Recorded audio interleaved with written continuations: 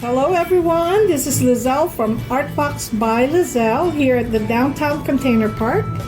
We have 115 local artists, so stop by and check us out. And then, just want to let you know we're having another East Fremont Festival of Arts on November 8th. Festival hours is from 12 to 6, so come by. It's going to be lots of fun, live art, live music, food. Lots of food, wonderful, wonderful artists that you'll meet that day.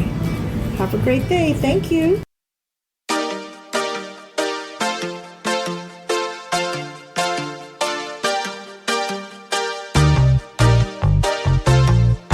Welcome to the Art Box, your podcast dedicated to exploring the vibrant art scene in Nevada and beyond.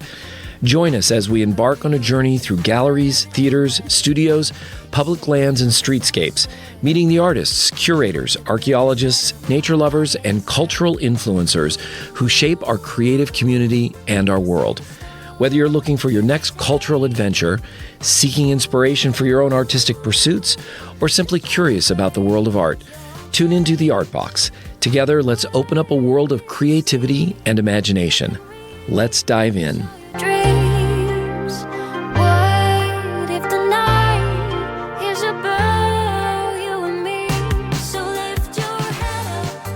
This is Steve from the Art Box, and I have Cory Clemetson, and it's been 2 years maybe since we talked. Yeah, that's right, 2 years. And Cory is a lot of things, but I think what we're here to talk about, and probably his most prideful thing, is Kids for Sports Foundation. That would be absolutely correct. We are very proud of that, our foundation. So last time we talked about when you knew that Wolf Creek was going to be something because you saw it on Tiger Woods' game. And so maybe we don't need to talk about this time. But Cory also, along with your brother, owns Wolf Creek. Yes, my brother Chad and we own Wolf Creek Golf Club. We've owned it since, I'm going to feel old here, like literally, 23, is it 23 years we've owned it, or 22, 23 years? 2002, 2003. It's kind of a technical question. Was LeBron still in high school then? Yes, he was, because LeBron, was he in the 03 draft? Was it 03 draft? Because that's kind of our mark here, when LeBron, old and young, when LeBron got out of high school. Yeah, was it St. Patrick's High School that he was with? I think so, Cleveland. Akron. Was it Akron? Akron, yes. I lived in Cleveland for a short time, so 2 hours, went right out of college. But yeah, he was, now he's in the end of his NBA career. Yes, he is. And we hear wanting to come to Vegas, so. Yep. Or that's a rumor that George started. You want to talk about Kids for Sports? Kids for Sports Foundation is a foundation that really originated through our executive team at Wolf Creek Golf Club. It's, as my brother and I often talk about, of many things we've been involved in, it's certainly got to be at the top of the most rewarding things we've ever done in our lifetime. What Kids for Sports does, for those that are not aware of the foundation locally and probably nationally and internationally, it sounds like with your listeners, is we help kids play sports. We do that by paying for, in essence, raising money to pay for kids' registration fees for Little League Baseball or soccer clubs the local soccer club, or supplying equipment like baseball mitts or cleats, or even at times for a kid that might not be able, in a rural community, or this is more of a rural region, might not be able to get seen by a college coach and be able to go to a college, what they call now as identification camps, where you go out and you play with other kids across the country in a region. And we have paid for their ability to travel, their lodging, to have their families be able to do that, because it's, the youth sports price tag, the barrier to entry of youth sports has certainly gone up over the last 30 to 40 years. And for many families, it's very difficult to keep up with the cost of youth sports. So we cover sports such as soccer, basketball, baseball, gymnastics, rhythmic dance, swimming, golf, volleyball. Cheerleading. We cover a wide variety of sports. And the goal is to help make sure that every kid has the opportunity to play sports. And it's been really rewarding. And it started really Wolf Creek Golf Club for many years. The amount of requests, because of the popularity and the notoriety of our golf club, we get from many different charitable organizations over the years, from veterans groups that we've sponsored to Rotary to Chambers of Commerce to people that are stuff not just here locally in Mesquite, but from Reno, Nevada to back east. They want to offer a stay and play package to play Wolf Creek is pretty sizable. I have my executive assistant sitting next to me here for this podcast, Steve, and Morgan handles a lot of that for us in the request as part of her duties here at Wolf Creek. At one point, we decided that with the amount of requests that we had, that it might be great that we could create something that we could call our own. And during that time in 2013, most Nevadans will remember it as a difficult time because the world was just coming out of a really serious recession, and Mesquite was hit really, really hard. And many people lost their jobs, and the businesses weren't able to. The businesses were, obviously laid off a lot of people, and even the city of Mesquite was having a difficult time making their budgets. So as we were going around a table in an executive, we have an annual meeting that's usually offsite. We had it this time in a Las Vegas. Actually, I remember it specifically at the JW Marriott in Las Vegas.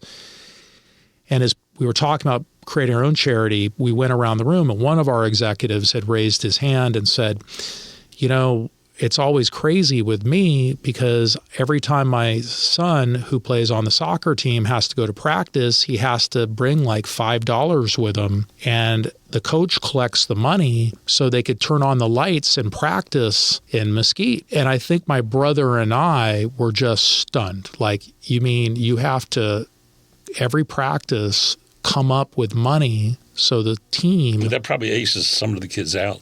It does. I mean, and you think about like that moment. And I think for my brother and I, our father, who coached every team that we had, and I think we talked a little bit about this the last time, both of us are coaches, and just the giving back aspect of it, and being fortunate enough to play youth sports without ever thinking about something like that, right? The benefits of youth sports and what it teaches you, all the life skills that you don't realize, I think, at the time when you're a kid, but you're really just almost, you're gathering at what's it like to be on a team, what's it like to work hard and come to practice on time, what's it like to succeed, what's it like to fail, what's it like to build resilience, what's it like to be a good teammate. All of these things are life skills that you build by being a part of a sports team, because you can transfer that later in life to pretty much anything you do. When this happened, the light bulb came on and said, how could this community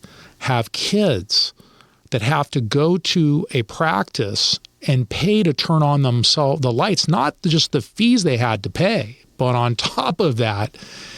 And so with that, we came up with the Kids for Sports Foundation, and we went around the room and said, that's it. That's what we're going to do. We're going to make it a mission in this region that every kid and family that cannot afford a chance to sign up and play AYSO soccer or their local rec soccer or play Little League baseball or Pop Warner football or has an issue, that there is a place that the family can do it. We do it confidentially.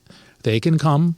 It's not, it can be. And that's good, because it can be embarrassing. That's right. Yeah. And we are, and I would tell you, Steve, when we started this, we said, okay, we're going to do this.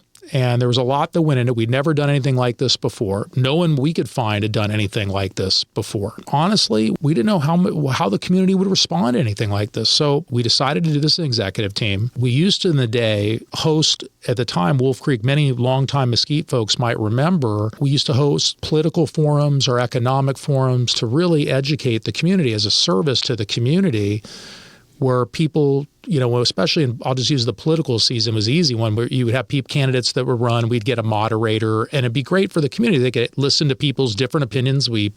At that time, I don't know if you remember, we had multiple newspapers and different people. And so we gave people a forum to ask their questions and that sort of thing. So we had an economic forum at the time, and it was myself, Greg Lee, I think, and Al Littman. And I want to say, and I can't remember, it was Pulte Del Webb and Quincy Edwards, who's a good friend of mine.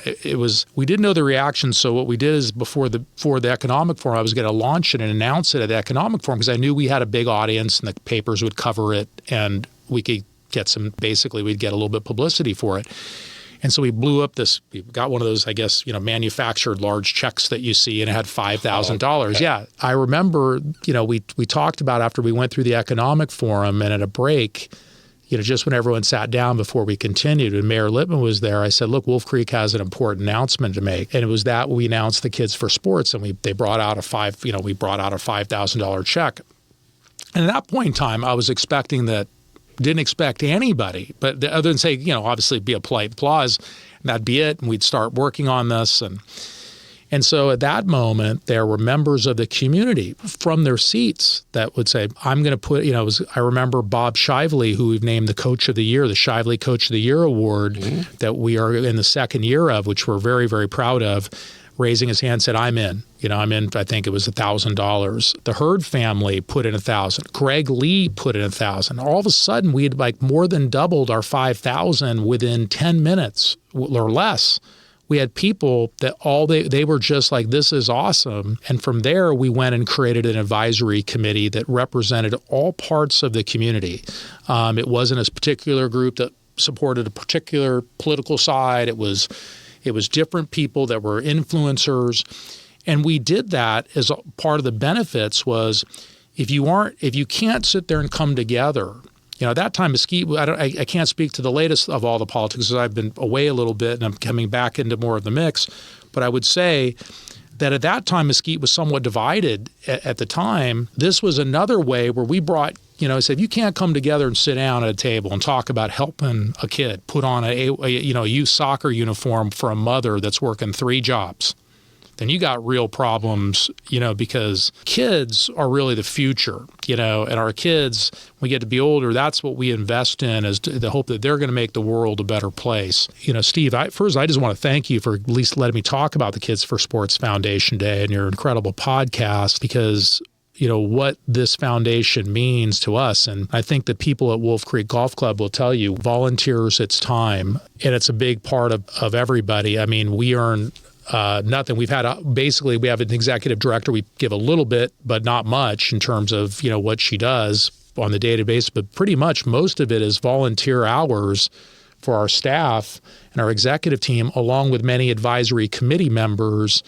And we have grant committee members that all volunteer their time for the benefit of for the kids in this region. And they're really heroes for the time that they spend and the hours they go through the grant applications and a lot of research. Oh, yeah. I mean, it is really, and I'll mention them tomorrow night at our Wine Fest. But here are the numbers, which is really extraordinary, and it's certainly greater than anything I think my brother and I had imagined, along with our executive team at the time. Is we've raised over $500,000. We literally the exact number is 994 kids have received grants in over 11 years now, going our 12th year. Boy, that's a large number per year. We're about almost at 1,000, which I always thought was a significant number, 1,000 kids in this region. And we're just shy of giving, we're about $300,000 in grants. And those grants are not just their individual grants where families apply. There's a full process. And then we've given away team grants. There's the Mesquite Magic basketball program that's really has a lot of kids that play both at our Virgin Valley High School here locally and Moapa Valley that are in the Davis's program. And they've started this, and we've given them grant money. We have Be Brave as our latest. It's our gymnastics kind of competition. We've had cheer. We've given away stuff for the community, equipment, high school, some of the sports teams. The funding's been cut back at Clark County. We've been donating, to help them with just equipment. Obviously, Little League, we've had stuff. I mean, a lot of people don't think, just on ourselves. I read every single grant. It goes through a funnel that we have. Our executive director, Shanna Wiley, who's done a great job. We've had other industry community leaders like Nancy Hewitt, Kathy Bussman in the past early on that really helped launch our foundation early on. Had a lot of industry, a lot of local influencers that have volunteered their time. They do not only for our wine fest, but our golf tournament in January. So it's really an extraordinary event. And I just to say this is how popular, this started in Mesquite, which is really special. I actually, many years ago, this is probably 5-6 years ago, I was actually in a Reno City Council meeting. At the time, my brother and I were looking to develop potentially, this is before the pandemic, a potential sports complex up there where we have our company headquartered. And I remember sitting in front of Mayor Sheevy and the entire Reno City Council. Mayor Sheevy started off, after we did the introduction of our project, and the first question she asked me, she said, "Mr. Clemetson, I've done a lot of research on you. And the first question I have is, if you're able to do this project, is there any way you can bring the Kids for Sports Foundation to Reno, Nevada, which you've done in Mesquite, Nevada?" Kids for Sports Foundation is probably one of the coolest things I've ever seen for a community. I just want to say that it's such an honor for us, and amount of kids and the feedback and the things to be able to see kids that their families are able to watch their kid be able to participate in youth sports when they would not have the income to do this normally is so important. And, we've had kids that have gone off at a high school level that have been seen for an ID camp and they've gotten college scholarships. We had a volleyball team from Beaver Dam years ago. They didn't even have a volleyball program. They needed equipment. Within 2 years, they competed in the state championship here in Nevada. I mean, Beaver Dam plays in the Nevada section. We see all of these things and you go, wow, it's sometimes you're so involved in the day-to-day of the foundation. And then you hear the stories at our events when we have our people that have been recipients of the grants that feel free and they want to speak. They don't die. They ask to speak because they feel so indebted to what they were able to achieve without the foundation. And so for me, it's me and my brother for Clearly, and I think the people here, our Wolf Creek exec team and our advisory committee members and our grant committee members, they would all tell you, Steve, that this is beyond rewarding, and to be a part of something like that and giving back and making an impact on their life. And it's like I always say the phrase I do this, I'm probably redundant, but old men plant trees whose shade they know they shall never sit in. And it's a great old Greek proverb. And I use that a lot because the difference that so many of us make on kids, we don't maybe see it today, but without that experience, without that coach, that's teaching them and be able to sign up for a team or a friend that they made, because even if they're not a great athlete or player, but the friendships that they might have made or being a part of it, or maybe that one thing they did gave them the confidence, not just make them a little better of an athlete, but maybe gave them the confidence to do better in the school and maybe more discipline. You can't, put a price on that in terms of giving. So anyway, I've talked enough. You can interrupt me at any time, but I'm so passionate about our foundation, so appreciative you've given me a chance to speak on your incredible podcast. And everything you say there, he was my early mentor, and he just died. His name was Bob Green, and he was my offensive line coach when I played, and then he came and coached when I head coached. He was the offensive line, and he just died, and he was a mentor to me, and that guy made a lot of difference in my life. And it's amazing that the number of other kids, my players and old players, we all remember Bob, and there he was, 93 years old. So coaches are important. I think there's two things here that are key. One of them is that you aren't giving the money just to the best players. So you're not giving a scholarship for someone to go away to school somewhere. You're giving it also so it's affecting the kids who, I don't want to say are on the bottom rung. They don't have the most talent, but who knows?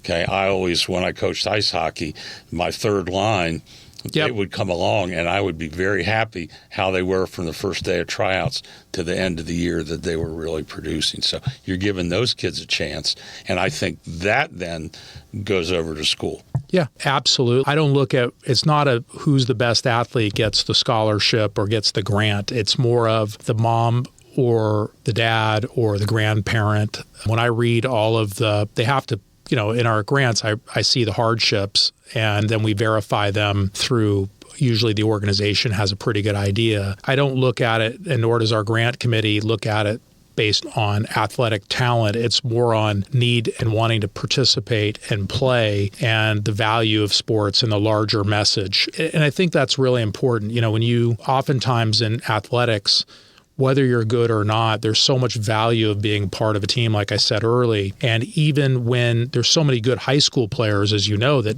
don't make it to the next level, and then you get to college, it's even tighter going to the final, the pros. It's more of, what did you learn on the journey away that's going to help you be a better person? And when I coach, I always gave my teams this 5. I learned it from another coach that I really admired from afar, but the 5 nuggets, which, is always be a great teammate, talked about resilience, hard work, belief. All of those things matter.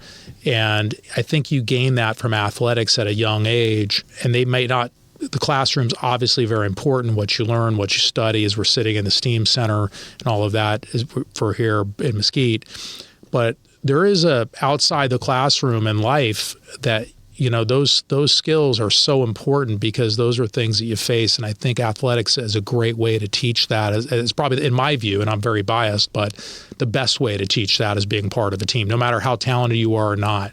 And sometimes you can be really good in one sport and not really good in another one. And I think it's really good that somebody, may be talented in one sport, but they learn what it's like to sit the bench and have to clap for the teammates. And you should be clapping for the teammates no matter whether you're good or not. You should be thinking about how to elevate people and get along with people to make them better, because success in life it's very difficult to be successful when you're just by yourself all the time. You need to rely on great people. I mean, in my view, just like our companies, it's as they always know, I always preach this, but we all work together. It's Wolf Creek. It's not Cory Clemetson. It's not our general manager, who's a great guy, Trent Chapman. It's not just Morgan Abbott. It's not the head of food and beverage. It's everyone participating to have a great experience. And I think that's no different than a basketball team. That's no different. The quarterback needs an offensive line. We saw what happened to Aaron Rodgers of the New York Jets last year when I was back there. I mean, he lasted, 2 plays and he got blitzed.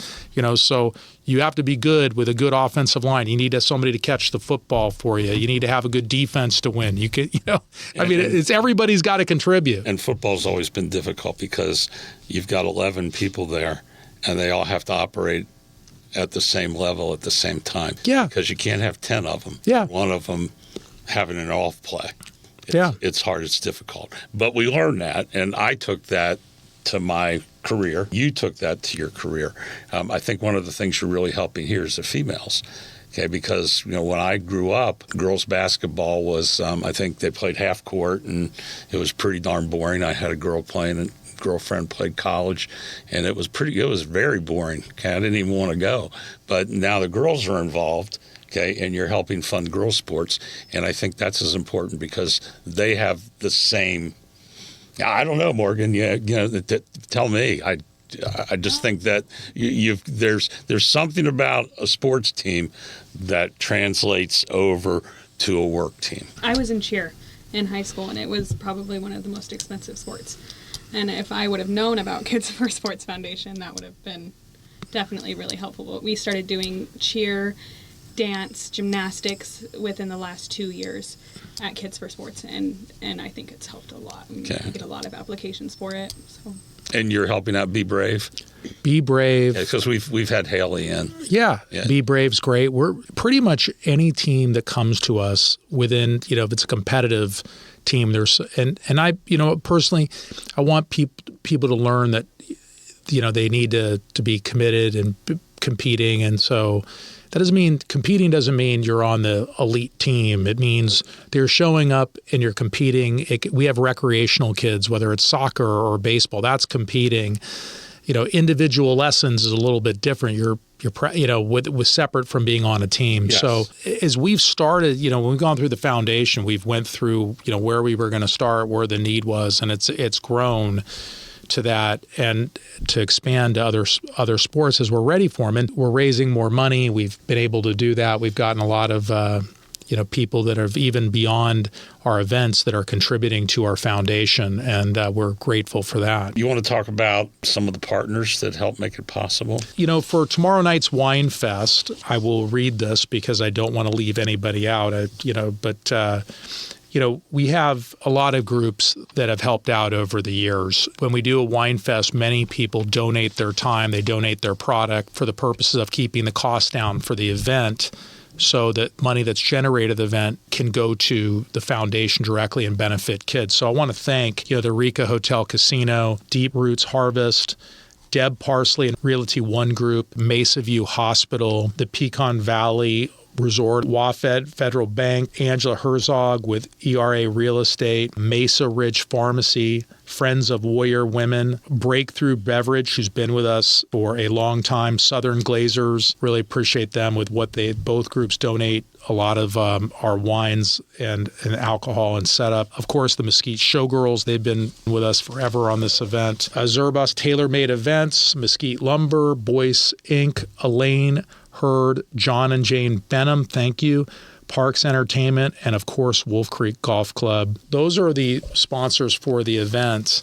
And obviously, I'll thank, without going through all of the names, our advisory committee and our grant committee, and I'll name them, usually go through them tomorrow night at our Wine Fest, which is already nearly a sold-out event, which we're really happy. I mean, we've expanded our event over the years. The early years, we used to do the event, what's called at Wolf Creek, below our restaurant, the Terrace, but now we've grown it to such we've had to expand it out to our driving range. We are appreciative of everything. It's a great time. It raises money for the kids, and we'll be announcing, which I won't do here, but we'll be announcing our Coach of the Year. We'll be announcing our scholarship winners. We have, first of all, I'll just talk about the Bob Shively Coaches Award. Bob was an original advisory committee member before he passed away. He was kind of a coach in nature. I don't know if he's official coach, but he was always giving great advice. And we named Bob Shively Coaches Award because we really believe that youth sports sometimes, especially today, that the people that, and being a youth, both of us being youth sports coaches, Steve, there's not enough recognition to the volunteers, the coaches out there that volunteer their time and give thousands of hours. Not that they ask for that, but we created a local award last year, and we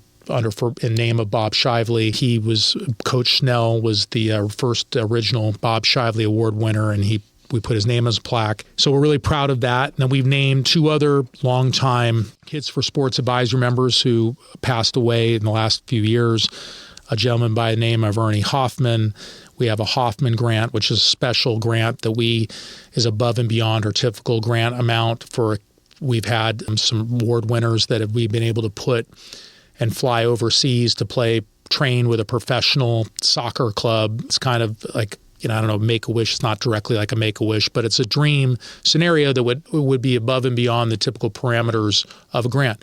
And then we have the Raymaker grant, the Sandra Raymaker grant. Obviously, Sandra was a very close friend of Wolf Creek Golf Club. She was on our advisory committee, was an original member, but pretty much, she had been there, I think, in years 2 and 3, and had a tremendous impact on the city of Mesquite, both as a council member and a water board member, and volunteered for just about everything. And I know the foundation was what she had shared with me on several occasions was her favorite thing she's ever done, and from a foundation perspective in her time. And so when she had passed, we named one of the award recipients like the Hoffman grant. We have the Raymaker grant. So tomorrow night we'll be naming in our second year, a Shively Award, and I think our third year we'll have a Hoffman and a Raymaker scholarship award winner. We'll name those recipients tomorrow night at their Wine Fest. So it's great to come out and support these special individuals that receive these grants in our community. They do a lot. It's neat. And each of the grant committee and the advisory committee go through a process that's ultimately passed up to me. It's usually they decide.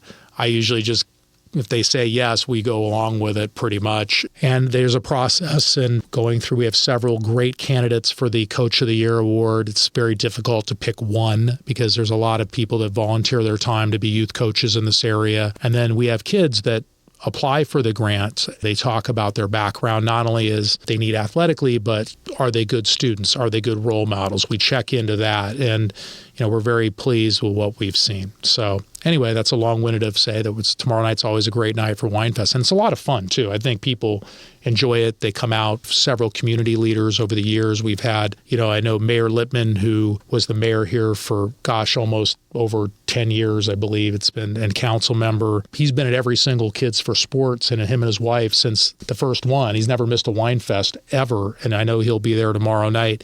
We have our new mayor, Jesse Whipple, who will be there tomorrow night. We have several. We have usually our fire chief, our police chief. We have just we have city council members over the years. So the community by and large comes out. We've had our Chamber of Commerce. I mean, people come out for this to really support the kids in the community, no matter which side of the aisle you get to, whether you like each other, the other days. But at our events, people put it aside and they come out and celebrate kids and their success. And that's really, in my view, what it should be about, is helping kids play sports, So, again. Yes, it won't be long. They'll be taking our place. I feel like I'm dominating your podcast, and it's your podcast. No, this is your podcast. You want to talk about how people can get involved. Shanna, Wiley's our executive director, but for the Kids for Sports Foundation at Wolf Creek Golf Club. Her number to contact 702-345-6707. She's done a great job, expanded, and obviously both Kathy Bussman and Nancy Hewitt, for those that live in the Mesquite region, they were really the early executive directors, and they did a great job respectively. Shanna's just taken it and even expanded it further. We're really reaching out to not just the Mesquite and Virgin Valley area, but generally Virgin Valley area, but the Moapa area. We've now had a lot of interest as we're expanding our reach in Moapa and a little bit into St. George, but Moapa is really starting to pick up with a lot of requests, which is terrific. I mean, the more people we can help, the better. Future vision? Well, the foundation's future vision, we want to grow it even further here. The more money we obviously raise, the more people we can help. I know my brother and I have talked about growing it up in northern Nevada. It probably will be structured a little bit differently, and we won't take any money from Mesquite to fund, the money that's raised tomorrow night. We'll stay here locally in the Virgin Valley or Mesquite, Moapa area for teams, unless it's a real interesting case. Like, I can explain. Sometimes we get requests from St. George and even Las Vegas where we need to help occasionally some teams because we do some things there, and we request a lot of our items from businesses in Las Vegas and St. George. They like to see that you are supporting their community too. Yeah, sure. Well, we're all one when it gets down to it. Yeah. I think just like I told you the story of Mayor Sheevy, I think my brother and I have a business up there called Sports Dome that's really geared towards kids, and that's really in the next year or two, our goal is to try to start a Kids for Sports Foundation and reach it in northern Nevada. And maybe eventually Las Vegas will have its own version of Kids for Sports. But the great thing I always look at it is no matter what happens and how we grow the foundation is that Mesquite will be where it started. And I think, if it can grow to be one of the most popular foundations or one of them for youth in this state, I think it would be great to have any kid in this state who needs the help to be able to play, help financially or family to be able to play sports so they don't miss out on an opportunity. I think what a great thing that our state would be able to offer something like that to kids. That grows and takes time. I mean, to me in my life, that would be a mission. I've being a coach, growing up playing athletics, believing that my wife and I are incredibly dedicated to youth sports. My brother and his wife are in the same way, to be able to help kids play sports that otherwise would not have had the opportunity, and our foundation can make a difference and eventually create leaders and great people and great citizens. They'll go on to do whatever they do, great things in their own way. It's a great legacy to look at and do and to give back. I always find in my life more rewarding to help people than receiving. I found myself to be much better in that as being a coach. As you know, being a coach, you're giving a lot of yourself and your time and your body and your mind. So it's all worth it. Yeah. I don't know about you, but the best thing for me is one of my old 50-some-year-old players calls me coach still. Yeah. That hits.